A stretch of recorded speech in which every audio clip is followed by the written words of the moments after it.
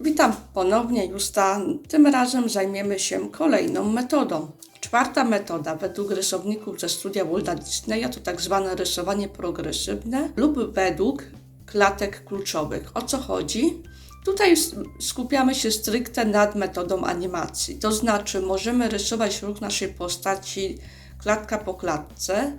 To będzie właśnie to progresywne rysowanie. Lub najpierw rysujemy tylko najważniejsze klatki, a dopiero potem dokładamy klatki tak zwane pośrednie. Mam tutaj kilka obrazków, gdzie postaram się wytłumaczyć Wam, o co chodzi z tymi klatkami pośrednimi i rysowaniem progresywnym. Ja mam taki zwyczaj, że skupiam się na rysowaniu ruchu od A do Z.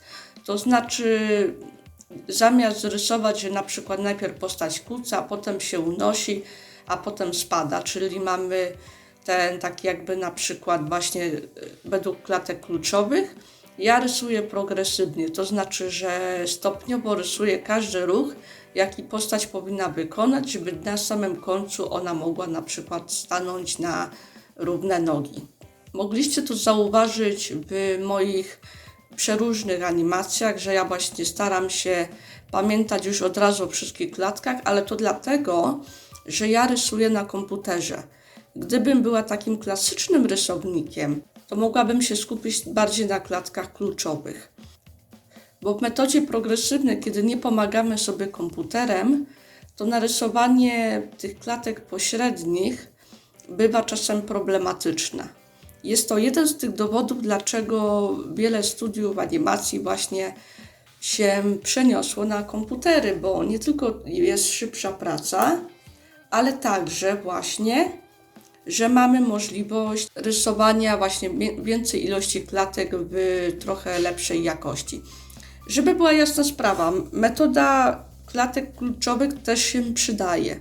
Kiedy na przykład chcemy uchwycić jakąś minę bohatera, która ma być bardzo ekspresyjna i nie zależy nam na tym, aby było to bardzo wiele klatek, a na przykład rolą bardzo ważną na przykład będzie oświetlenie, to kiedy robimy na przykład zbliżenie na czyjąś twarz i chcemy to podkreślić nastrojem sceny, to niekoniecznie musimy skupiać się na tym, żeby tych zbliżeń na twarz było więcej niż absolutne minimum.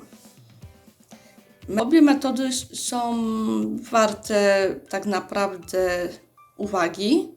Warto podkreślić, że w obecnej animacji komputerowej, która bardziej przypomina zaprojektowanie elektronicznej wersji lalki do animowania, wydaje się, że różnica pomiędzy rysowaniem progresywnym a rysowaniem według klatek kluczowych bardzo się zatarła. Nie przypadkiem jest to więc metoda rysowników klasycznych, ale pamiętanie o przeszłości pozwala nam na robienie fajnych animacji.